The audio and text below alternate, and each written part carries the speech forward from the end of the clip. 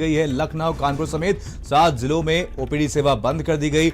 प्रयागराज, कानपुर, गोरखपुर, आगरा में ओपीडी सेवाएं बंद कर दी गई हैं। तो बढ़ते कोरोना संक्रमण को देखते हुए फैसला लिया गया, ओपीडी सेवाएं बंद कर दी गई हैं। जरूरी सर्जरी को छोड़कर के शेष ऑपरेशन टालने के निर्देश दे दिए गए हैं। विशेष सचिव चिकित्सा शिक्षा ने आदेश जारी किए। ऐसी खबर पर और ज्यादा जानकारी के साथ अभिषेक हमारे संवाददाता जुड़ गए। अभिषेक, एक बड़ा फैसला यहां पर लिया गया, ओपीडी सेवाएं बंद कर दी गई। आपको क्या लगता है इस फैसले के बाद आम मरीजों को कितनी दिक्कतों का सामना करना पड़ सकता है?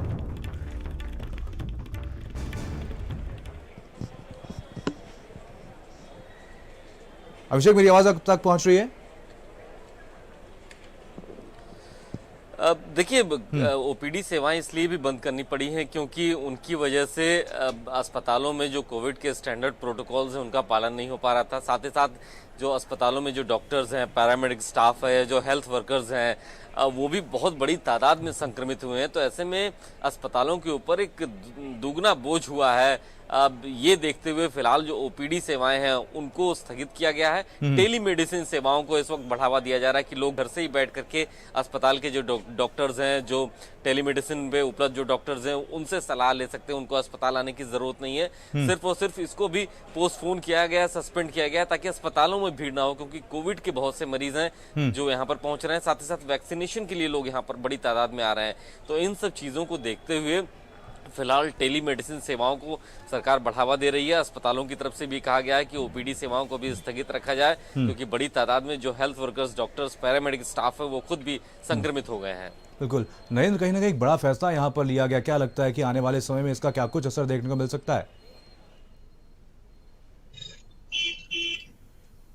देखिए, जैसे अभिषेक बता रहे थे कि आम जो मरीज हैं वो अगर अस्पताल में रहते हैं तो वहाँ पर कोविड के जो स्टैंडर्ड्स हैं उनको पालन नहीं कराया जा सकता।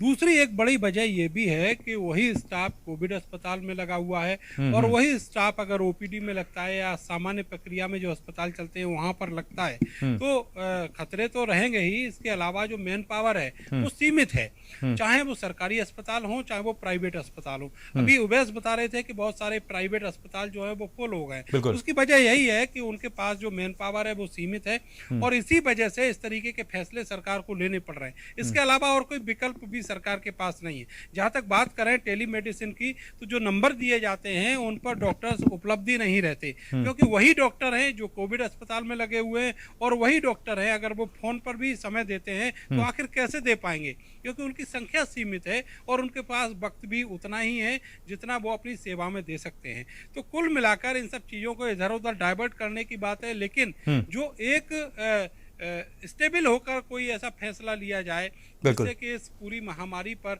अंकुश लगाया जा सके, इसको नियंत्रण किया जा सके, आज इस चीज की जरूरत है। सरकार को चाहिए कि बड़े कदम उठाए, जैसा कि हाई कोर्ट ने कहा कि ये जो नाइट कर्फ्यू है ये छोटा कदम है, इससे कुछ होने जाने वाला नहीं है। आप देखिएगा शादी लगातार चल रही हैं, अनुमति दे दी जाती है जिसकी वजह से कर्फ्यू में भी शादियां चल रही हैं। तो ऐसे में कुछ ऐसा किया जाए जिससे कि बड़े कदम उठें और ये जो कोविड का संक्रमण है इसको रोका जा सके। सरकार भी यही मंशा बनाए बैठी है और कोर्ट भी यही चाहता है, जनता भी यही चाहती है, लेकिन समझने की जरूरत है कि सरकार इस चीज को कितनी देर में समझ पाएगी। बिल्कुल धीरेन्द्र, कहीं ना कहीं बड़ा फैसला यहाँ पर लिया गया, ओपीडी सेवाएं पूरी तरीके से बंद कर दी गई हैं। लेकिन आपसे जानना चाहेंगे, सरकार ने एक बड़ा फैसला तो लिया, लेकिन आम लोगों को दिक्कत ना हो, मरीजों को दिक्कत ना हो, इसको लेकर के क्या कुछ तैयारियां हैं?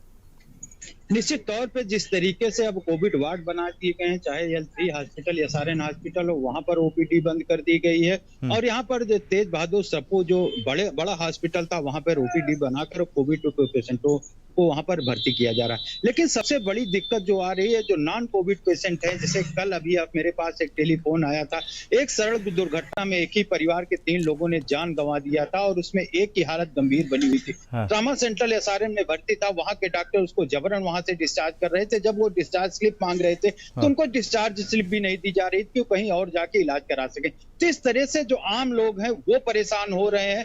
कोविड वार्ड जरूर बनाया गया है, ये जो लिखा पढ़ी में कहा जाए, जो कागजों में कि ट्रॉमा सेंटर चलेगा, इमरजेंसी चलेगी, लेकिन जमीनी हकीकत इससे कुछ इतर ही यहाँ पर बयां कर रही है। बिल्कुल, चलिए आप सभी लोग नजर बनाए रखिए, आप सभी से अपडेट लेते रहेंगे। फिलहाल तमाम जानकारी के लिए आप सभी का बहुत बहुत धन्यवाद।